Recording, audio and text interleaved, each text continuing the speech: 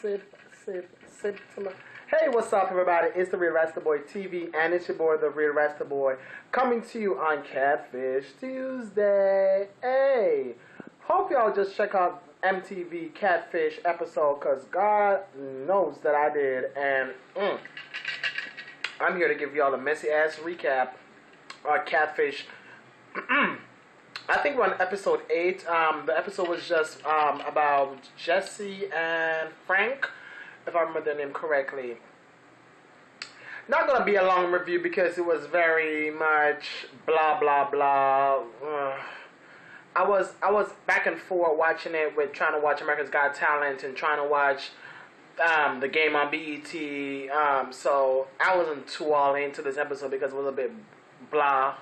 And if y'all agree, because, you know, we're back and forth on Twitter, tweeting with my fellow Twitter fans and Twitter peeps and Twitters and tweeps and everything, you know, at The Real Rasta Boy on Twitter and at The Real Rasta Boy on Instagram, we were all chatting and voicing our upping mother's ratchet-ass episode tonight. You know, tonight's episode features this blonde girl, hair bleached out like crazy. And I know when I say bleached out, she is at least level 9 blonde.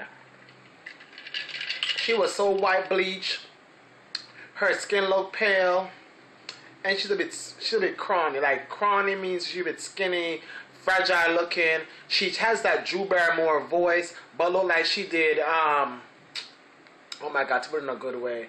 Like, you know, when those, oh God, I don't want to sound messy saying it, but you know, sometimes when those ratchet white girls do porn and they look all scrawny and you know, and like they don't really eat, and they're in porn and you can see all their bones and stuff when they're doing the porno flicks and stuff.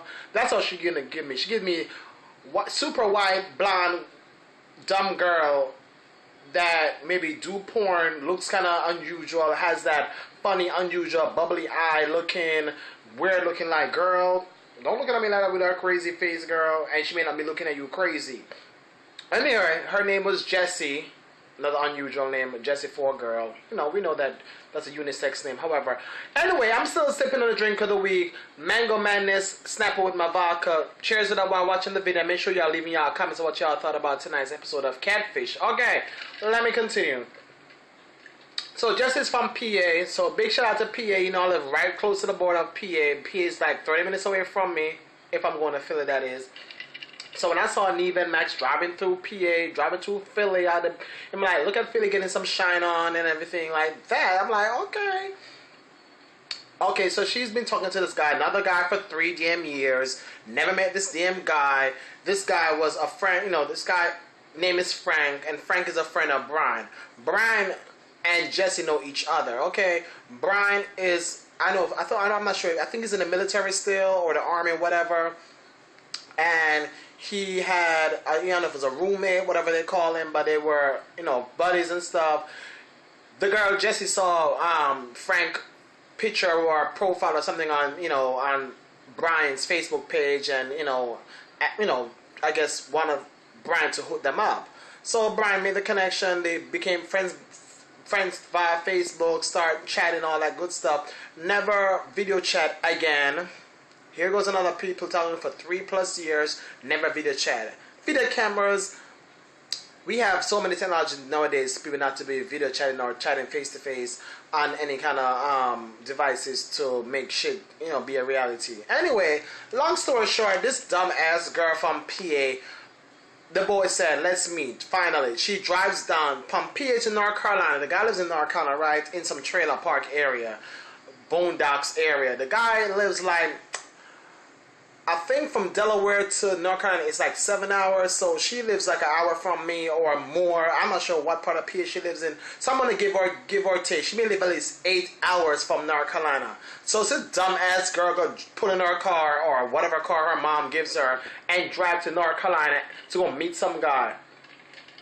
While she was on her way, she was in, you know, conversing with a guy and talking to him, and also, you know, talking to Brian. When she got to North Carolina, guess what?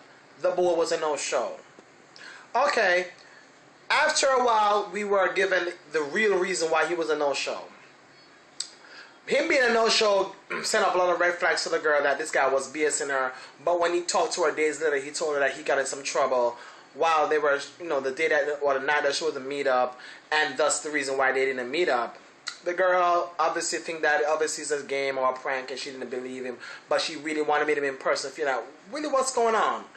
What's going on? And why cannot we meet and resolve this issue and move forward? Okay.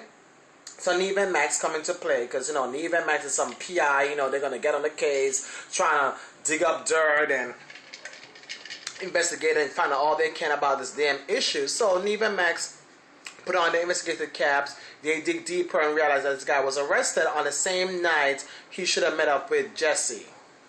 The night he should have met up with Jesse, he was arrested for possession of destruction.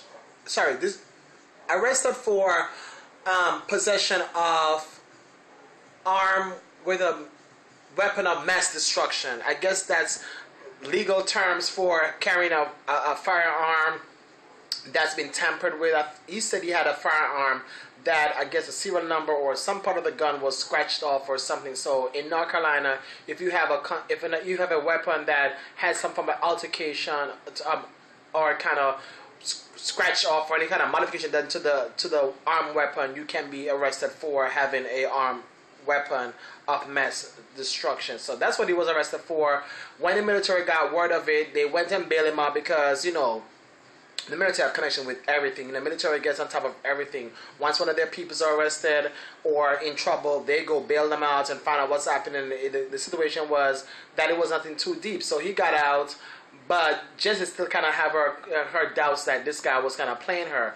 So finally they drove or fly or whatever to North Carolina, met up with the guy Frank. Frank so happened to be himself, and the guy in the picture, a little bit more chubby. But we all change physically sometimes over the period of time, and we got a bit, weight put on, or we get a bit skinnier, fluctuation of season or whatever fits our boats. We may be floating fat or we may be floating skinny, sometime, it happens. So Frank looked a bit thicker to me when I saw him in person meeting Jesse for the first time, and when I saw the pictures of him in the uniform and other pictures, he looked a bit skinny. So that's why I'm making my, my assumptions or, voicing my opinion. Anyway, long story short, this blonde, super blonde Miss Girl, Jessie, she looked pretty young too. I don't know how old she is. I forgot how old she was. Anyway, she was excited to see Frank. She jumped on Frank, all hoo-hoo, holla, hugging Frank. She and Frank had an instant connection. Long story short, she hang around in North Carolina for, I think, a couple of days. They shoot for a couple of days in North Carolina, although a lot of it's edited out. Long story short, the next day when she and Neve and Max met up, she got in with Frank. Miss Thing made sure that she's not gonna buy a car unless she test drive it. And I so agree with you, because what about if the sex is whack? What about if his penis is small? What about if his penis has some form of deformity? What about if his performance in sex is not up to par what you're used to? So she tried it out, and she liked it because she was all over, head over heels with him the next day. They went to meet his peoples. They all liked her. They want her to come back. She agreed to go back. But when we got an update about what's been going on with Jesse and Frank didn't meet up since they shoot 2 months ago, and Max let him know that Jesse want to come down. They both did a three-way kind of video chat. Jesse agreed to drive down to North Carolina again. Here goes the Miss Thing driving down like she has no money to fly. I'm like, bitch, can you buy a damn plane ticket and take the plane down to North Carolina and stop driving 8+ hours to North Carolina like you have no damn sense? I can't sit in a car for more than 2 hours. Anyway, she beats me because I'm not sitting in a car for more than 2 hours to no damn body. It could be the damn president. So she went to North Carolina, and 2 days after she's in North Carolina, she realized that it's not meant to be. They're not compatible. Her ass went back to Pennsylvania to her fabulous house, which her mom provided for her, because she lived with her mom still. A nice, cute house, and leave his ratchet ass in North Carolina with all his problems he's having with being in the military. When you're military, you have so many problems. Sometimes when you go to war and fight for America, and they send you on active duty where you are constantly in a lot of turmoil and situations that may cause you to have issues mentally, physically, all that stuff that is affecting him still. That's the reason why he acted the night when they should have met the first time.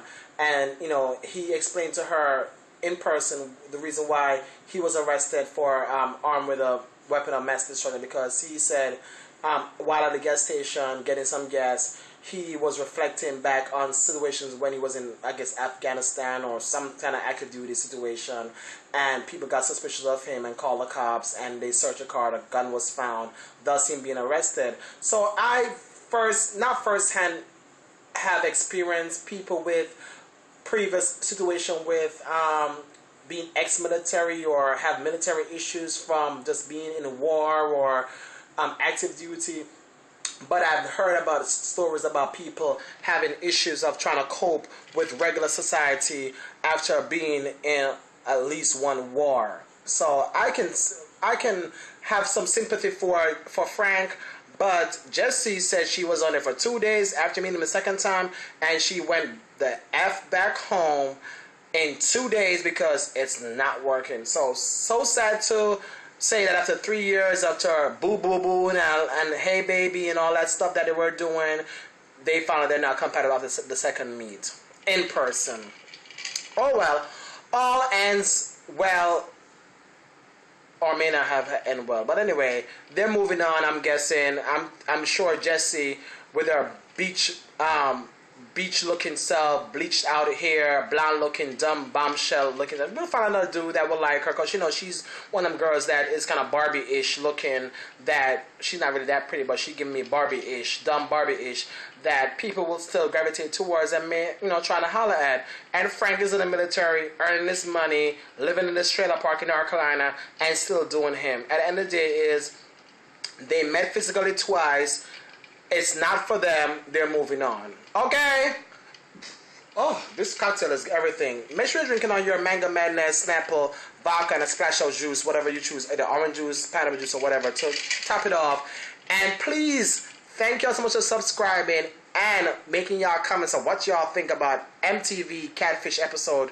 I would say Jessie and Frank, because that's the two main characters tonight. I think we're in episode 8. Anyway, thank y'all so much for watching. And please make sure y'all follow me on Twitter at @TheRealRestabor, and also add me on Instagram at the same damn name at the same damn time.